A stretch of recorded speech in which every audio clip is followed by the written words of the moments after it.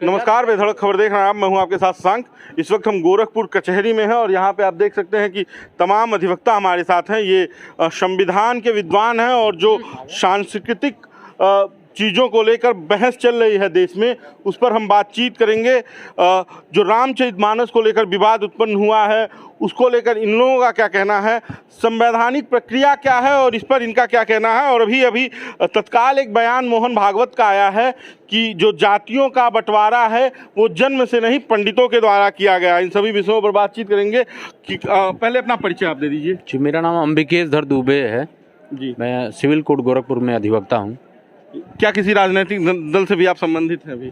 जी, मैं भारतीय जनता पार्टी से जुड़ा हुआ हूँ। सवाल मेरा इसलिए ये था कि मोहन भागवत जी का बयान आया है कि जो जाति है वो जन्म से नहीं है, पंडितों के द्वारा बनाई गई है। इस पर क्या कहना है आपको? देखिए, वह मोहन भागवत जी का व्यक्तिगत बयान है और जो जातीय व्यवस्था है वो पंडितों के द्वारा बनाई गई। वो तो एक अलग भारत की संस्कृति में जब से देखा जाए मनुस्मृति को या अन्य जो व्यवस्थाएं हैं उनसे जुड़ी हुई है। यदि संवैधानिक व्यवस्थाओं को भी देखा जाए तो संवैधानिक व्यवस्थाओं में भी जातियों को वर्णित किया गया है।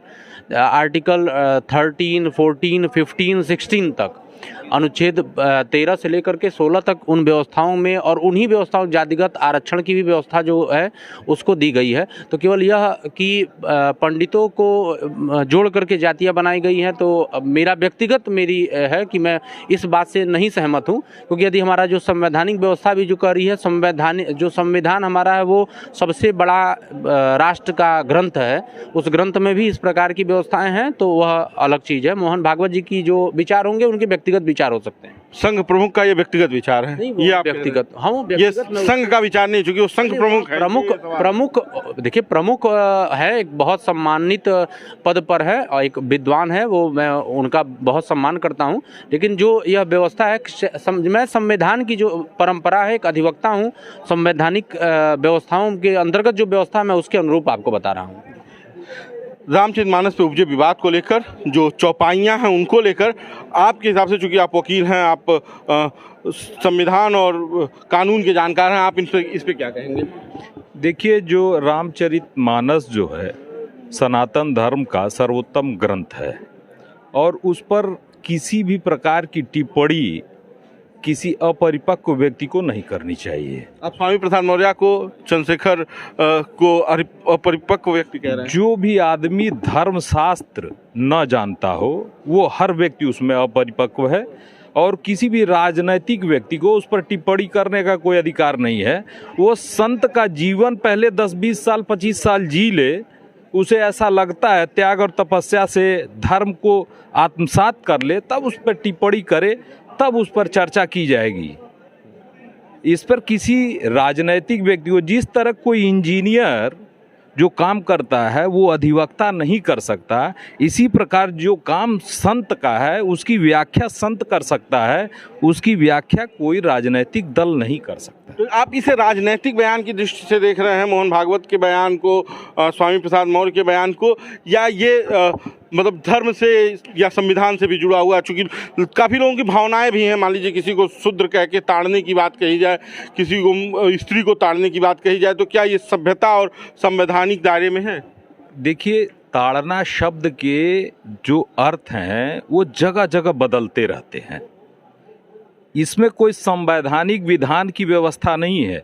यदि किसी राजनैतिक व्यक्ति ने यदि कोई वक्तव्य दिया है तो निश्चित रूप से वो राजनैतिक टिप्पणी है और इस तरह की धर्मशास्त्रों पे टिप्पणी करने का किसी भी व्यक्ति को कोई अधिकार नहीं है। जो सिवाय धर्म के जो जानकार हैं, संत हैं, तपस्वी हैं। अनिल जी, चूंकि आप कांग्रेस से जुड़े हुए हैं, अधिवक्ता हैं, सवाल ये है कि मोहन भागवत का जो बयान पंडित शब्द के साथ आया है जी, इसको आप कैसे देखते हैं और इस पर आपका क्या कहना है? बहुत दुर्भाग्यपूर्ण रूप से मैं इसको देखता हूं। निश्चित रूप से मोहन भागवत जी ने जो कहा है और अब सफाई दे रहे हैं कि पंडित का मतलब विद्वान से था, तो मैं वो जानना चाहता हूं कि आखिर वो किस विद्वान के बारे में कह रहे थे। कि जातियों पे जब बात हो रही है, धर्म के बारे में बात हो रही है, तो आखिर कोई फिजिक्स का विद्वान आकर के वहां पर जातियों में बांटा, ये कहने का उनका अर्थ था कि केमिस्ट्री का विद्वान? कौन से विद्वान के बारे में बात कर रहे हैं? निश्चित रूप से वह उन्हीं विद्वानों के बारे में बात कर रहे हैं जो मंदिरों में बैठते हैं, और मंदिर में कौन लोग बैठते हैं ये उन्हें पता है और हमें भी पता है। तो कहीं ना कहीं आज के समय में ये ट्रेंड हो गया है। स्वामी प्रसाद मौर्य सुबह उठते हैं, अखिलेश यादव जी सुबह उठते हैं, मोहन भागवत जी सुबह उठते हैं, एक मुद्दा है, कोई भी ब्राह्मण हो, किसी भी पंडित हो, कोई पुजारी हो, उसके खिलाफ आकर के बोलिए और टीआरपी गेन करिए। आज की इस समय में ब्राह्मणों पे अटैक करना यही राजनीति हो चुकी है। बड़ा दुर्भाग्यपूर्ण है कि सुबह से उठ करके शाम तक संविधान का नाम लेने वाले लोग जाति और धर्म से उठ करके बात नहीं कर पाते हैं। आप बहुत ही दुर्भाग्यपूर्ण है। मोहन भागवत जी ने जिस तरीके से इसको बोला है, आज पूरा का पूरा भारत में हर एक समाज, ना ही केवल ब्राह्मण, यहाँ तक कि हिंदू नहीं मुसलमान भी बहुत ही नाराज है और दुखी है। वह चाह रहा है इस पे कोई अच्छी सफाई देना चाहे उनको तो वो दें, पर निश्चित रूप से जो नाराजगी है वो खत्म होने वाली नहीं है। बचना चाहिए ऐसे बयानों को देने से। स्वामी प्रसाद मौर्य आकर के दिनों रात जिस तरीके से अभी हमारे सीनियर ने बताया आपको कि उनका कोई अधिकार नहीं बनता है। देखिए, हम लोग विधि के जानकार भले हैं, पर जिस तरीके से संविधान को बनाया गया है तो संविधान का इंटरप्रिटेशन करने के लिए सुप्रीम कोर्ट है। हम लोग भी लोअर कोर्ट में बैठ करके उसका इंटरप्रिटेशन नहीं कर सकते हैं। अगर कोई वर्ड है, किसी वर्ड को अगर समझने में समस्या आ रही है तो उसका इंटरप्रिटेशन सुप्रीम कोर्ट करेगा, ना कि यहाँ पे आकर के कोई बैठा हुआ व्यक्ति कर सकता है। तो उसी तरीके से धर्म में जो है, जो ताड़ने का विषय है, जो ताड़ना शब्द है, उसको लेकर के जो इतनी बातें चल रही हैं, उसको कौन आकर के यहाँ उल्लेखित करेगा कि उसका मतलब कौन है? हम और आप, राह चलता कोई भी व्यक्ति आकर के उस ताड़ना शब्द को अगर समझाए तो यह उचित नहीं है। और निश्चित रूप से पार्टियों को इस पे कार्रवाई करनी चाहिए। और समाजवादी पार्टी जिस तरीके से उनको पदोन्नति दे रही है, बहुत ही गलत बात है। और जिस तरीके से पूरे के पूरे भाजपा का पूरा जो सिस्टम लगा हुआ था स्वामी प्रसाद मौर्य के बोलने पे, जब उन्होंने ब्राह्मणों को बोला और पंडितों को बोला तो पूरे भाजपाई सड़क पर उतर गए थे। और जब मोहन भागवत जी आए हैं तो सारे के सारे भाजपाई जो है दुम दबा करके कमरों में घुस गए हैं, कोई बोलना नहीं चाह रहा है। ये बहुत ही गलत बात है। मैं उसी बात पे आपसे पूछना चाहता था जो आप कह रहे हैं कि जब ये टिप्पणी स्वामी प्रसाद मौर्य की थी और अखिलेश यादव की थी तो सब लोग सीना तान के थे। जब रामचरितमानस फूका गया, जलाया गया, तो वहाँ पे कानूनी कार्रवाई हुई। अब मोहन भागवत जब धर्म पे टिप्पणी कर रहे हैं और एक जाति विशेष को टारगेट कर रहे हैं तो उस पर भाजपाई चुप क्यों है? सुनिए बताऊं, आप जो स्वामी प्रसाद मौर्य जी की बात कर रहे थे कि उन्होंने जो कहा कि जो जिस शूद्र पशु नारी की बात पर विवाद उत्पन्न हुआ था और जो ताड़ना शब्द जो प्रयोग हुआ था, अभी जैसे आदरणीय गृजेश त्रिपाठी जी ने बताया भी, जैसे जो श्लेष अलंकार होता है, जैसे यदि कोई विद्वान करता तो उसकी व्याख्यान कर सकता। मोहन भागवत विद्वान नहीं है। मैं बता रहा हूँ, जो मोहन भागवत ने जो पंडित शब्द का इस्तेमाल किया, क्या वो बुद्धता से परे है? मेरी बात सुनिए, जैसे श्लेष अलंकार होता है उसमें एक शब्द के, हमारा सवाल मोहन भागवत से है। नहीं, जो एक होता है एक ही शब्द के जगह जगह अलग अलग अर्थ होते हैं। जैसे श्लेष अलंकार का जो एक उदाहरण दिया जाता है, हमारा सवाल मोहन भागवत वाला है ना कि मोहन भागवत ने जो पंडित शब्द का प्रयोग किया है उस पर क्या कहना है? नहीं, जो मैं आपको बता रहा हूँ सुन लीजिए, आपको मैं पूरा व्याख्या, मुझे 1 मिनट आप समय दें। जैसे श्लेष अलंकार जो होता है उसमें एक ही शब्द के जगह जगह कई अर्थ होते हैं। जैसे कहा जाता है ना कि सुवर्ण को खोजन फिरे कभी व्यभिचारी चोर, तो उसमें सुवर्ण जो होता है, सुवर्ण का अर्थ एक कवि के लिए एक सुंदर वर्ण होता है, व्यभिचारी के लिए एक सुंदर स्त्री, चोर के लिए सोना। तो वर्ण शब्द एक ही है और श्लेष अलंकार। तो जो ताड़ना जो शब्द हमारे रामचरित मानस में दिया हुआ है उसके जगह जगह अलग अर्थ है। जिस अर्थ में उसमें व्यवस्थित किया गया है उसमें नहीं, मैं बता रहा हूँ तो आपको तो मैं एक उदाहरण भी दे रहा हूँ श्लेष अलंकार का।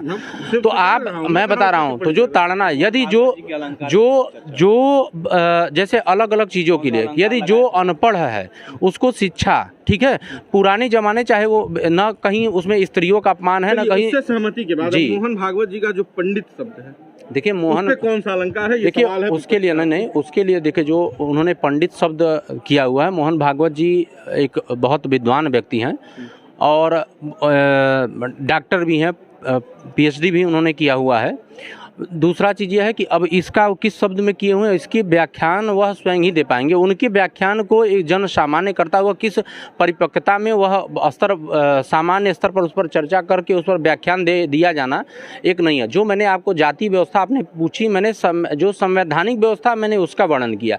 अब किसी व्यक्ति का, और वो भी जो मोहन भागवत का किसी व्यक्ति नहीं सर, मोहन भागवत किसी पर, मोहन भागवत जो संघ कहता है उसे भाजपा झंडा लेकर लागू करती है और जो उनका गलत बयान है उसका समर्थन करने में दिक्कत है। उसका विरोध करने में दिक्कत है, ये तो नहीं चलेगा। विरोध समर्थन की बात नहीं है। मोहन भागवत जी ने किस शब्द के लिए किया, उसका वर्जन उनसे बेहतर नहीं कोई बता सकता है कि उन्होंने कहा किस शब्द में क्या। तो स्वामी प्रसाद मौर्य का बताने के लिए पूरा ज्ञान आ गया भाजपाइयों के पास। भाजपा में ज्ञान नहीं, मतलब स्वामी प्रसाद मौर्य ने क्या कहा ये बताने के लिए सारे भाजपाइयों के पास पूरा मोटा मोटा। यही तो जानना चाहता हूँ कि जब धर्म के बारे में बात हो रही है, स्वामी प्रसाद मौर्य और मोहन भागवत जी दोनों लोगों का बयान अलग अलग है, उसको कोरिलेट करने की आवश्यकता नहीं है। ये जो इन्होंने कहा कि वो उनका व्यक्तिगत बयान है, ठीक, ये इन्होंने कहा कि वो विद्वान व्यक्ति हैं और उन्होंने किस संदर्भ में कहा। स्वामी प्रसाद मौर्य ने जो कहा उसका संदर्भ तो कह रहे शूद्र के लिए प्रयोग करना गलत है, उसे सुधारना चाहिए। आपकी जितनी मनस्थिति है उस शब्द का उस तरह से आप अर्थ लगाएंगे, ठीक है। तो पंडित शब्द के अनेक अर्थ होते हैं। पंडित मतलब होता है जानने वाला, उसका शुद्ध अर्थ होता है जानने वाला। जो व्यक्ति, पंडित का मतलब टीचर भी होता है। पंडित को क्योंकि पहले जो है, पहले चूंकि ब्राह्मण के पास खट कर्म थे, पढ़ना पढ़ाना, यज्ञ करना यज्ञ कराना, शिक्षा देना शिक्षा लेना, ठीक है। 6 कर्म बताए गए, तो पढ़ाने का कार्य ब्राह्मणों के पास था। तो वर्ण व्यवस्था हमारी आज की थोड़ी है, बहुत पहली है, बहुत पहले से चल रही है। जब देश में बहुत कुछ सुधरा है तो ये भी तो सुधर सकता था। तो बिल्कुल सुधर सकता था। 70 साल से नहीं सुधरा, साला 10 साल में क्या सुधरेगा, ये बताइए। चलिए आप क्या कह रहे थे? देखिए, जिस तरीके से इन लोग बातों को मोड़ने का प्रयास कर रहे हैं शशांक जी, आप इस बात को समझने का प्रयास करिए कि जब आप धर्म के बारे में चर्चा कर रहे हैं और वहां अगर आप पंडित शब्द का प्रयोग कर रहे हैं तो वहां आखिर आप किसकी बात कर रहे हैं? आप कोर्ट में अगर आकर के विद्वान अधिवक्ताओं की बात कर रहे हैं तो विद्वान अधिवक्ता आखिर कौन है?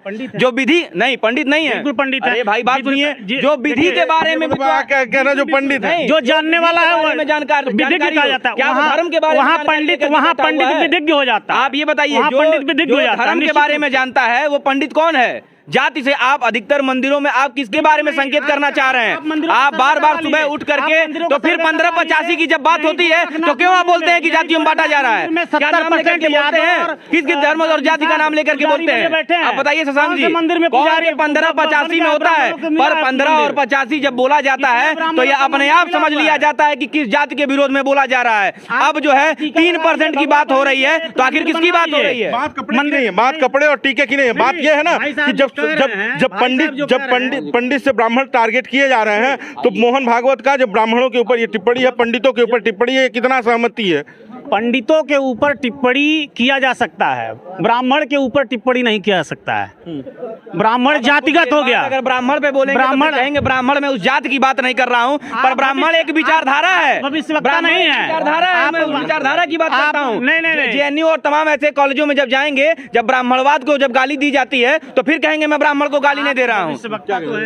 भविष्यवक्ता इस देश के जो राजनीति करने वाले लोग हैं वह यह नहीं बताना चाहते हैं कि अडानी का घोटाला कहाँ है। वो यह नहीं दिखाना चाहते हैं कि देश का जरा फंड कहाँ गया, देश का सारा काला धन कहाँ गया। वो यह नहीं बताना चाहते हैं कि जो ये अरबों खरबों की संपदाएं लुटाने वाले तो कहाँ गई।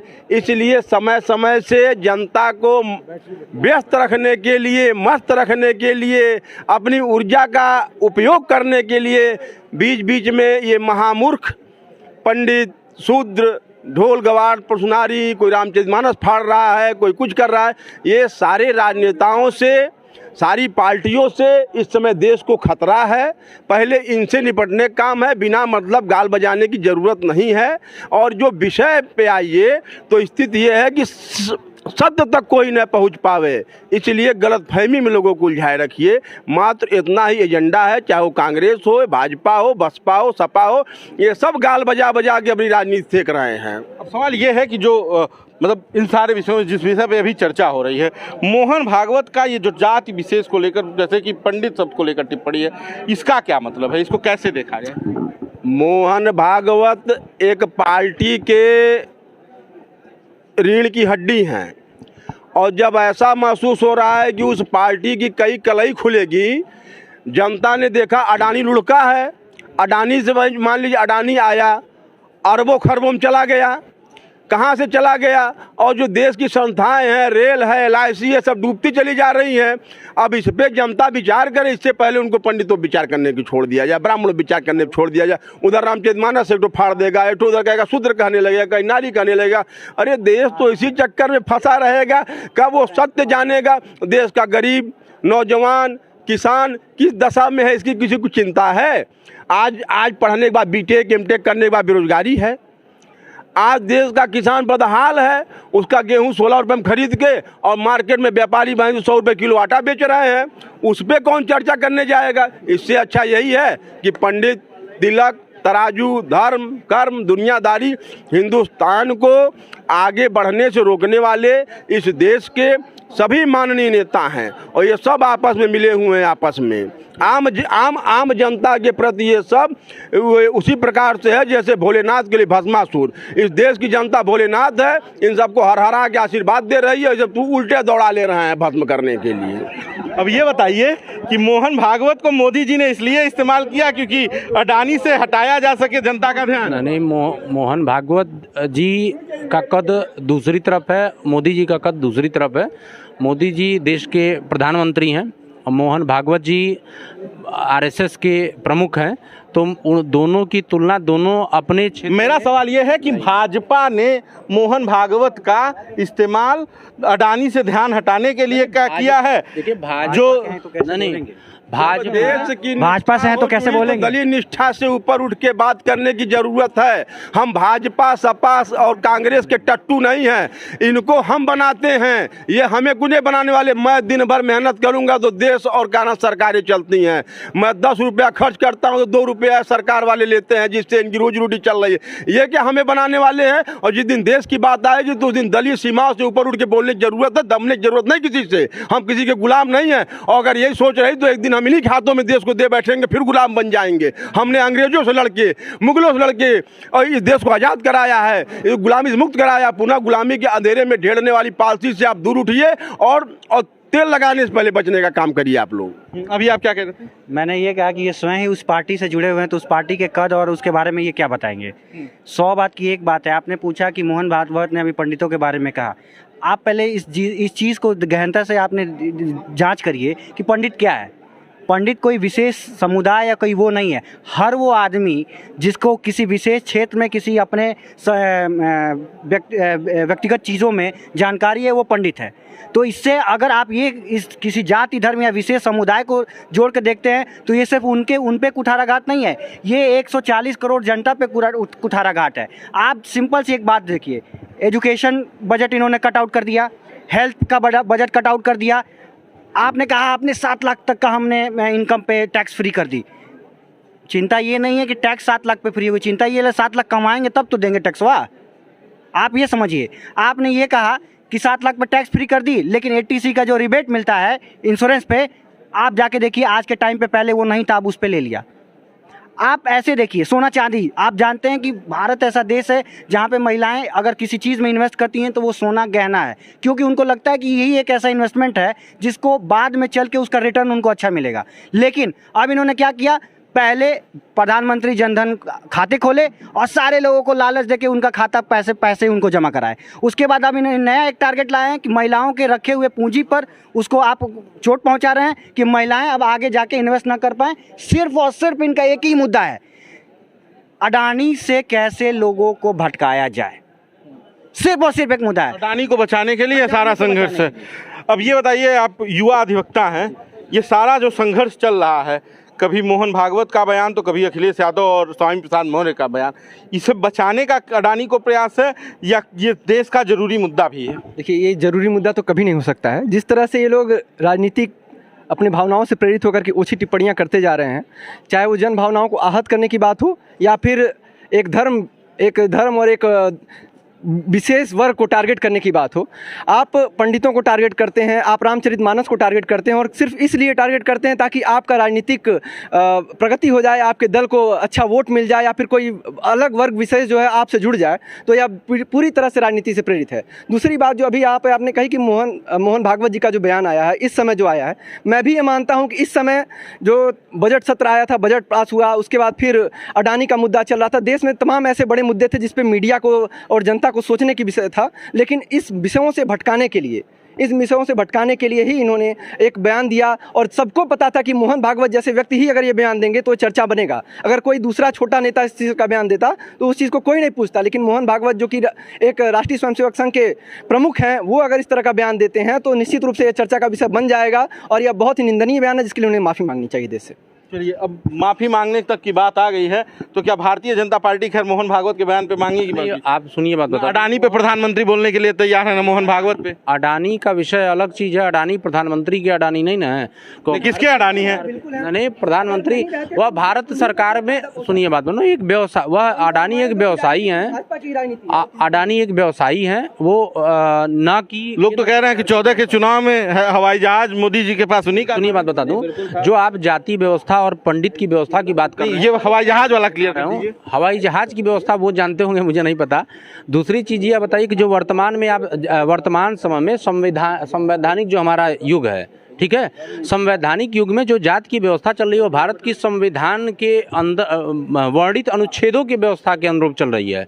और संविधान किसने बनाया है? संविधान 399 जो पूरी संख्या थी और 299 जो संविधान सभा के सदस्य थे उन्होंने बनाया है। उसमें सभी वर्गों के लोग थे, ठीक है, सभी वर्गों के लोग थे, जिसके प्रारूप समिति के अध्यक्ष डॉक्टर भीमराव अंबेडकर जी थे, राजेंद्र प्रसाद जी संविधान सभा के अध्यक्ष रहे।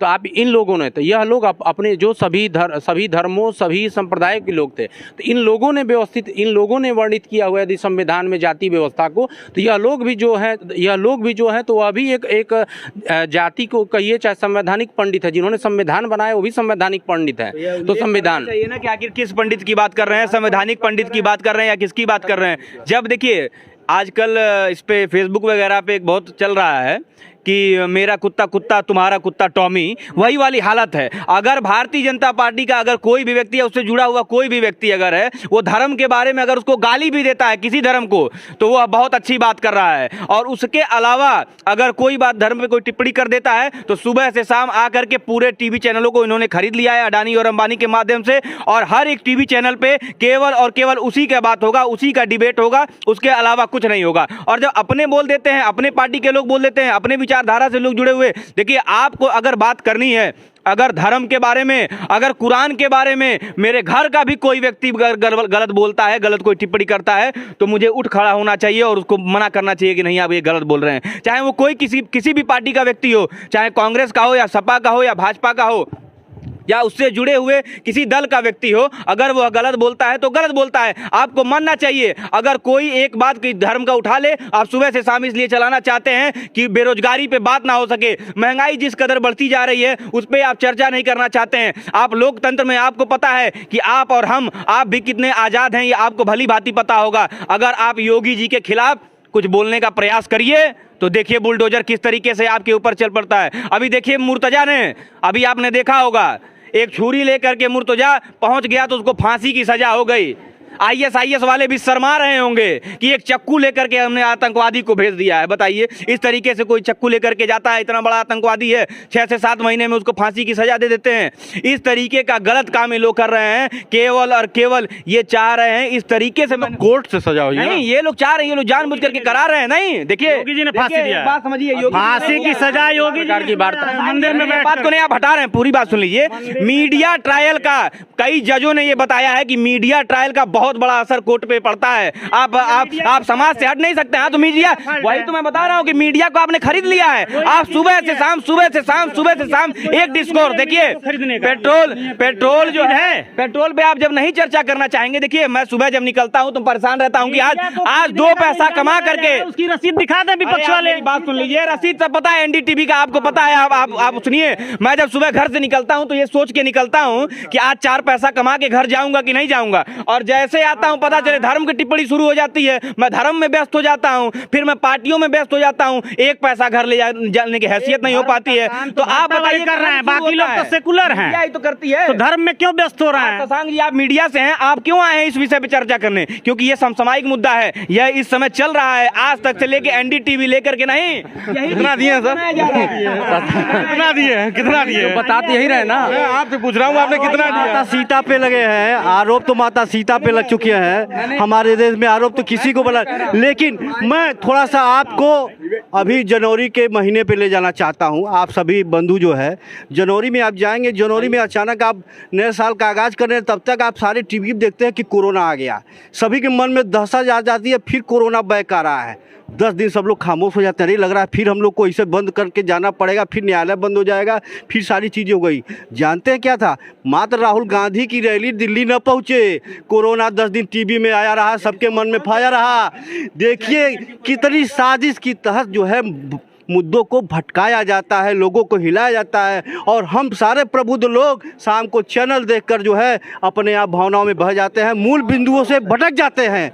सुन रहे हैं ये कह रहे हैं अब जो वर्तमान सत्ताधारियों की पोल खुल रही है, अपने सत्य को छुपाने के लिए कि सत्य तक कोई न पहुँचे, इसलिए तमाम आडंबर रचे जा रहे हैं। और सत्ता के जो समर्थक हैं वह तरह तरह से, जिस तरह से कालिदास ने कहा कि एक उंगली, तो उन्होंने कहा ईश्वर एक है। उन्होंने कहा मैं एक आँख फोड़ूंगा, तो इनके विद्वानों ने कहा नहीं ईश्वर एक है। विद्वान आदमी सही कर रहे हैं। तो इस महामूर्खों के महिमा मंडन में लगे हुए हैं तमाम लोग। इस तरह से यही सब कार्यक्रम चल रहा है। कुल मिला जुला के देश की जनता को अब संभलना होगा, समझना होगा। इस देश की जनता को अब किसी से अगर खतरा है तो सिर्फ इस देश के नेताओं से खतरा है, चाहे किसी पार्टी। एक अंतिम सवाल। हाँ, आपने कहा कि हमने भी पैसा लिया है, बस ये बता दीजिए। सुनिए बात बता दूं, मैं अभी अनिल जी बता रहे थे कि इन्होंने सारी मीडिया को खरीद लिया है, तो इन्होंने तो अभी इतनी हैसियत नहीं है कि इस माइक को कोई खरीद पाए। हाँ, और ये अभी मोदी जी में भी नहीं, अडानी अंबानी को तो छोड़ दीजिए, सेठ के बाद तो बहुत पैसा है, रवीश कुमार को नहीं खरीद पाया। मीडिया तो राजघरानों की गुलाम हो गई है। मीडिया को सुबह से ये नहीं दिखाई देता कौन बेरोजगार है, किसकी रोटी जा रही है, किसके घर में एक चूल्हा नहीं जल रहा है, ये मीडिया नहीं दिखाती है। मीडिया को खाली टीआरपी चाहिए, और वह ऐसे चंद राजघरानों की गुलाम बन करके आज बैठी हुई है। उसको देश के और मुद्दे नहीं दिखाई देते हैं। उनको एक मिल गया, एक कोई हमारे बीच का व्यक्ति एक कुत्सित प्रयास करके कोई वक्तव्य दे दिया, उसको तो अपनी रोटी सेकनी है। आज चर्चा होनी चाहिए शिक्षा पे, आज चर्चा होनी चाहिए रोजगार पे, आज चर्चा होनी चाहिए हमारी जीडीपी जो घट रही है उस पर। तो उससे ध्यान भटकाने के लिए ये देश के नेता, ये देश के राजघराने जो हम लोग को गुलामी की तरफ ले जा रहे हैं, उनका ये मीडिया तो बिक चुकी है। जन जन में ये प्रमाणित हो चुका है कि मीडिया बिकी हुई है। ये हमारे पास 4 लोग को बैठा लेगी शाम को, और उसके बाद उनका डिबेट कराएगी। वो उनका चैनलों वाली कहानी, बड़े चैनल नहीं, बड़ा हो चाहे छोटा, छोटे से ही बड़ा होता है। ब्यूरोक्रेटिक ऊपर से ही नीचे होके आती है, ब्यूरोक्रेटिक ऊपर से ही नीचे आती है, और प्रभाव कहीं न कहीं से जो है ऊपर से नीचे पड़ता है, जैसे सचिव से लेकर डीएम तक पड़ता है। तो प्रभाव तो रहेगा ही, लेकिन आप एक सार्थक प्रयास कर रहे हैं कि हम लोग की जो है भावनाओं को, हम लोग के इच्छुक को पहुंचाने के लिए। इसके लिए आपको बहुत बहुत धन्यवाद। आप हमारे बार एसोसिएशन परिसर में आए हैं और सभी का आप हम लोग समझाएं, लेकिन हमसे निवेदन है कि इसको फैलाएं और आगे बढ़ावें, क्योंकि ज़रूरत है आम जनमानस में इन सब चीज़ों को की। क्योंकि सरकारें जो हैं, सरकारें अपना काम नहीं कर रही हैं, केवल उल्लू सीधा कर रही हैं। सही बात नहीं। 500 का सिलेंडर 1160 रुपये में हो जाता है, और किसी को 500 सब्सिडी की बात होती है, पेट्रोल और जीएसटी पे, पेट्रोल और डीजल पे जीएसटी की बात होती है, आज तक उस पर नहीं हट रहा है। क्यों नहीं हो रहा? क्यों नहीं हम जीएसटी को दायरे में ला रहे हैं? इन मुद्दों पे बात नहीं होनी चाहिए। महंगाई हर रोज, आज के पेपर में है रोडवेज का किराया बढ़ गया, लखनऊ जाने में 75 रुपये अब ज़्यादा देने पड़ेंगे, उस पर चर्चा नहीं है। चर्चा केवल भागवत जी क्या बोल रहे हैं, मौर्य जी क्या बोल रहे हैं, इन पर है। क्योंकि हम उनकी बात हो रहे, मत दीजिए सम्मान, चिल्लाता रहे कोई क्या कह रहा है। अमिकेश जी, बाकी का सेठ के बाद बहुत पैसा है, लेकिन रवीश को और शशांक को खरीदने की अभी व्यवस्था नहीं है। मैंने नहीं कहा गांधी रवीश को उन्होंने नहीं खरीदा, उन्होंने एनडीटीवी को खरीदा है। इसीलिए मैंने कहा कि रवीश और शशांक को खरीदने की भी हैसियत नहीं है। गांधी की गीता वाली प्रतिमा के सामने बार एसोसिएशन के प्रांगण में ये कार्यक्रम हमारा आपको कैसा लगा, बाकी हमें कमेंट बॉक्स में जरूर बताइएगा। बाकी का इस वीडियो को शेयर कीजिएगा। धन्यवाद।